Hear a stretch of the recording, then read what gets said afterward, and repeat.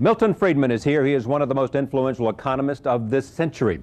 A champion of the free market economy, his contribution to economic theory, political thought, and public policy have earned him a place of honor alongside such giants as Alfred Marshall and John Maynard Keynes. For these achievements, he was awarded the Nobel Prize for Economics in 1976. He was also economic advisor to Barry Goldwater and Presidents Nixon and Reagan.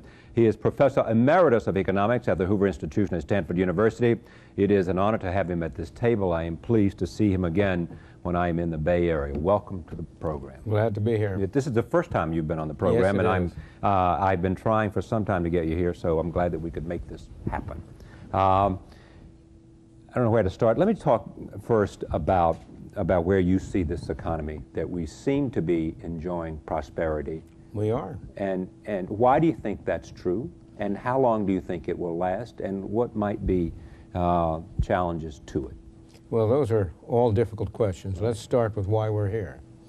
We're here, I believe, first, because we've followed a monetary policy that has brought inflation down and kept it relatively stable. And the major threat to it is the re-emergence of inflationary tendencies. The achievement of inflation, of a relatively inflation-free economy, is, in my opinion, primarily due to the performance of the Federal Reserve Board. I have been a long-time student and critic of the Federal Reserve Board. It deserves a lot of blame for past mistakes, including the inflation of the 1970s. Right. But since the middle of the 80s, it's been performing much better. It's had its rare period of really keeping a stable monetary environment and keeping emphasis on low inflation, not letting itself be diverted. So you give Alan Greenspan lots of credit for calibrating money supply in order to make sure that inflation was down. That's right. And being very careful and prepared to raise interest rates if he thought inflation was creeping back. Right. Yeah. Now, that test is up right now, because he will shortly have to raise interest rates to keep inflation from creeping back. And we'll see what happens. Now, why is it creeping back? Because monetary growth was allowed to be too high a year ago. Mm-hmm. It's more recently he's been drawing it down, keeping it lower. Yeah. But that's the major reason. When you draw down monetary growth, you increase the interest rates. Right. Money becomes tighter. A minor reason is because the East Asian crisis brought us a bonanza of low prices for many physical and material goods. And the East Asia crisis is turning the corner. Mm-hmm. You no longer have declining prices of those raw materials. And as a result, we don't have that bonanza. But see, that's an interesting idea. You alone have argued that the Asian economic crisis was a bonanza for America. The Asian economic recovery is a threat to America. Yeah, absolutely. And it's a threat precisely because it threatens the re-emergence of higher interest rates, both because of its effect on the prices of raw materials, but also because if East Asia revives, it will mean an increase in the demand for credit, and that will tend to raise interest rates as well. So on both scores, it threatens us. But an additional reason for the success in inflation, I believe, is the accident of having a situation in which the president was Democratic and the House and Senate were Republican. As a result, there's been a lot of talk. There have been a lot of minor bills, but there has been no major new program initiated. And that is one of the best things that has happened. It's one of the unintended consequences of a divided House and a divided... But would you say the same thing if the president was a Republican like Ronald Reagan, that it would be good to have a Democratic Congress? It might not be good for other reasons, yeah. But from the economic point of view, from the point of view of not having the government mess things up, it would be good. There's some belief in public opinion polling that the Americans like that idea, that in a sense they will vote for a Bill Clinton because they think that Congress is going to be Republican. In 1996, they did that. There's no doubt that the people widespread have lost their faith in government as a solver of all problems. There is a widespread anti-government consensus, and yet everybody recognizes that it's very difficult to cut government down. It's relatively easy to pass laws. It's almost impossible to repeal them. How many laws can you think of that have been repealed? Prohibition was repealed as an amendment in 1931. Yeah. Not many is the answer. Not many. The answer. Very. We had, although the problems of foreign adventures, which we'll talk about in a moment, probably will lead up to surplus, in part, yes? Or not? Well, so far as the surplus is concerned, that's a result of the... If you had, in my opinion, if the government had been all of one party, right, that surplus would never have emerged. Since it emerged, though, I know you feel that way because... It ought to be given back to the people. It ought to be, you need tax cuts. We are an overtaxed nation. Taxes on this country are higher now than at any time in past history, higher than at the peak in World War II. And you need an across-the-board tax cut very badly. Because what? Why? Because otherwise government will spend it. History shows definitely that the government will spend whatever the tax system will yield, plus as much more as it can get away with. And now, government is too big. Its programs aren't working. It's doing far more harm than good. We don't need any additional government programs. We need to get rid of the ones that aren't working. I remember President Clinton, after the Republican win in 1994, standing before Congress in the State of the Union saying the era of big government is over. That was rhetoric. The era of big government is over, and yet President Clinton has been proposing a whole host of new programs. But they're small programs. Of course they're small, because with a divided Congress, divided Washington, he cannot get a big program. If the Congress and were Democratic, I can guarantee you that surplus would have been... Now, here's what's interesting about your philosophy, which you know, is that for you, the free market, it is not just a question, it's not a question of economics primarily, it's a moral question. Absolutely, absolutely. And it's a moral question for a very simple reason. In a free market, if you and I make a deal, we both benefit. In a political situation, if you benefit, it's at my expense. The important thing is to have a world in which people can cooperate without using force. And the only way you can cooperate without using force is if everybody benefits from the deal. What do you make of the argument that the economic policies of the Clinton administration have been much stronger than the economic policies of the Reagan administration? Because, let me finish, the Reagan administration created a huge deficit, and the Clinton administration, under the leadership of Bob Rubin, and while Alan Greenspan was at the Federal Reserve, created a deficit. A surplus. I mean, it created a surplus and reduced the deficit. Yeah. And therefore, in the end, it was a better economic model and a better economic program. I don't regard it as a better economic model to say that the government did a better job of taking money from the pockets of productive people and turning it over to the unproductive people. But that wasn't a tax-the-rich program, was it? Hold on for a moment. Let's go back. The fraction of the income of the American people that is going to the federal government is higher than it has ever been, and considerably higher than during the Reagan administration. Moreover, unlike most people, I did not regard those deficits in the Reagan administration as a bad thing. You didn't? No, because they were the only... The amount of money we were spending on debt service didn't bother you? Not a bit. I can think of no government program, government expenditure that does less harm than spending money to pay for our interest. You're paying interest to people. You're not affecting their incentives. Let's go back to the main thing, however. The deficit was the only thing that kept pressure on government to keep spending down. Oh, yeah, but that's a structural argument you're making. The idea, as long as Ronald Reagan built up this huge deficits, it would keep the Congress from passing legislation because it would contribute to the deficit, right? No, let's go bahow did the deficit get built up? It got built up because Ronald Reagan embarked on a stronger defense program. Right. That stronger defense program was a major factor that ultimately led to the fall of the Berlin Wall. Absolutely. And it was well worth it. All right, now, how should he have financed it? Should he have imposed more taxes to finance it?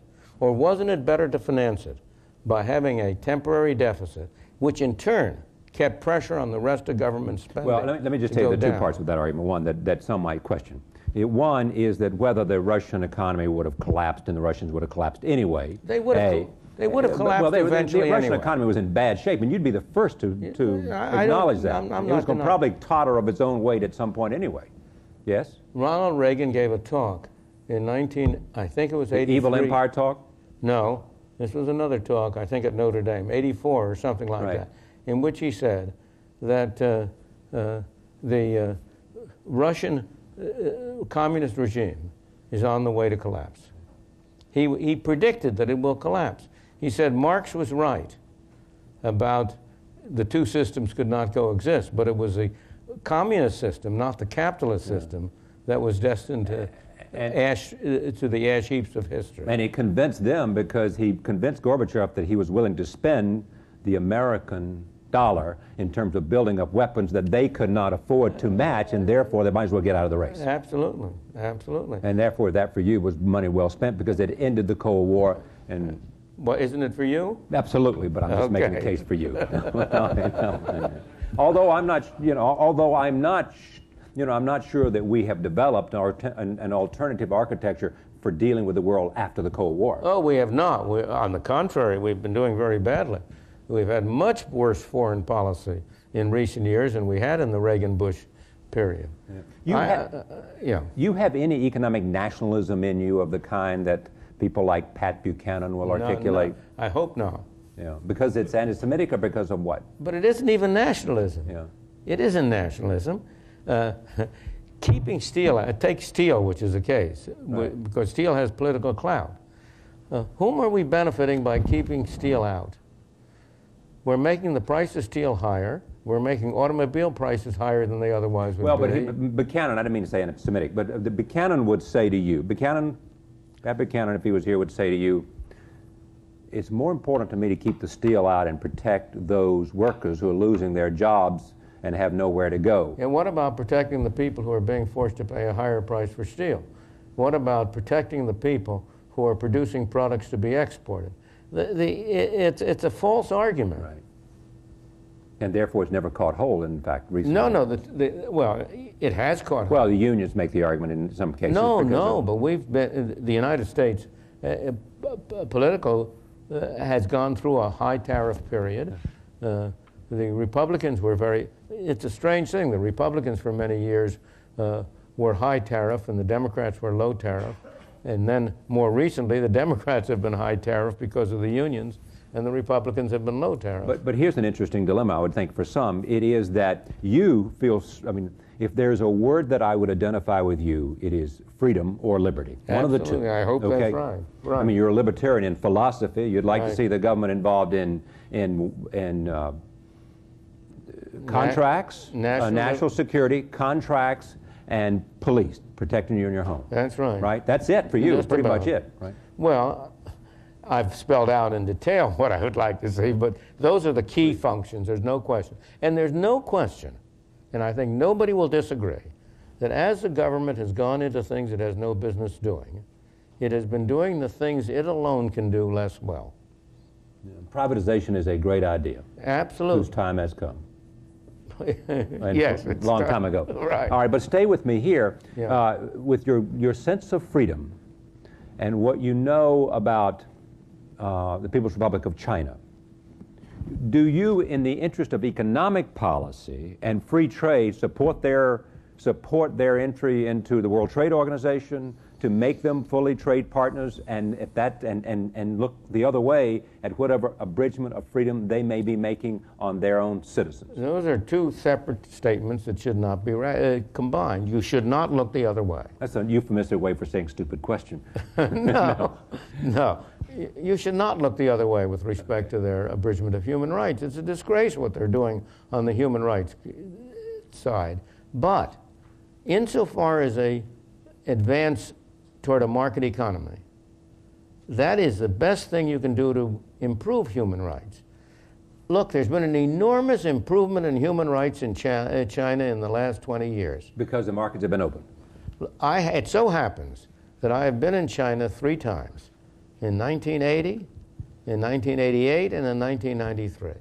And what impressed me most about the difference between those 3 times was the extent of human freedom, and came entirely because of the opening of the market. So we should do everything we can to open the market. If bringing China into the WTO opens the market, fine. But that doesn't mean that we should neglect the human rights issue. Your argument becomes what the president's argument is: disconnect human rights arguments and economic arguments. Absolutely, absolutely, you should. Now, on the other hand, I'm not supporting the idea that we should. The one purpose for which you should depart from free trade is for national defense, and that gets down to the question. So you don't sell what certain technology items to them to allow them, whoever it is, to make a bomb. So I'm not defending, if it's true, if what the Cox report alleges, and Christopher Cox's report about espionage and the extent of espionage suggests that they have vastly accelerated their nuclear potential by stealing from the United States with serious security lapses on the part of several administrations. And with help from two large enterprises, Hughes and L'Oreal. So you should not excuse the behavior of Hughes and L'Oreal on the ground of economic advance. I am not. See, there's a big confusion. To say that I am a free market, I believe in free markets, but that doesn't mean I'm a defender of big enterprises. I want competition. And the essence, the basic argument for a free market economy is that it prevents enterprises from exploiting anybody else, that the market provides protection to people from being exploited. How would you fix public education? No question. I would privatize it. All of it? All of it. How would you do that? The first step would be to have a system of educational vouchers so that parents can choose where their children go to school. And there would be no public involvement here? The public, oh yes, there would be. There is. Let's get things straight. Okay, I'm trying. Public involvement in education does not derive from the fact that government runs schools. It derives from the laws for compulsory education. Right. If you have compulsory education... And it also comes from the fact that public expenditures finance schools. I know, but no, what I'm saying is it doesn't come from that. It needn't come from that. No, I see. For example, everybody has to have a license to drive a car. Right. But the government doesn't provide the driving schools. It doesn't provide the cars. And so similarly, I am in favor of a system under which the government says to every parent, if you choose to send your child to a private school, we are now spending in the state of California about $6,000 per child in a government school. And if you choose to save us that money, we'll give you at least half of it back. We'll give you $3,000, which you can use only for tuition. And in that way, you could bring competition. Let me bring this point out in another way. The United States is the world's leader in higher education. No question. People, young people, eager, energetic people come from all over the world to study in our universities. We rate near the bottom in elementary and secondary education. In every international comparison, we're something like 19th out of 21 countries. Country after country gets better. How can that be? The answer is very simple. In higher education, the student chooses the institution, and the institution has to adapt to attract the student. In elementary and secondary education, the institution chooses the student, and the student has to adapt. Choice and competition is what makes the difference. It's the reason why we rank very high in higher education and very low in elementary and secondary education. And in the universal voucher system would enable parents to have the right to choose the schools their children go to choose a school that's better for their child. Conservative revolution, which let's assume it began in part in most recent manifestation back with Buckley and Goldwater and Friedman and reached fruition with Reagan and a Republican Congress. Has it subsided in your judgment, or does it have its same energy as a force, both in a cultural way and in a political way and in a social way? Well, I'm not a conservative, so in a way I'm a libertarian. Right. And there are many kinds of conservatives. I don't agree with many. The meaning of a conservative is somebody who wants to conserve what you have, and I don't want to conserve what we have. I want to change what we have. I want to cut it down. Yeah. In the interest of less government, in the interest of controlling your own affairs, in the interest that no one knows how to spend an individual's money more than that person does. Absolutely. All of that. You've been learning very well. You're a good student. Milton Friedman, once a Nobel laureate, always a Nobel laureate, Right. Professor Emeritus, it's a pleasure to have you with me Thank you. here in San Francisco.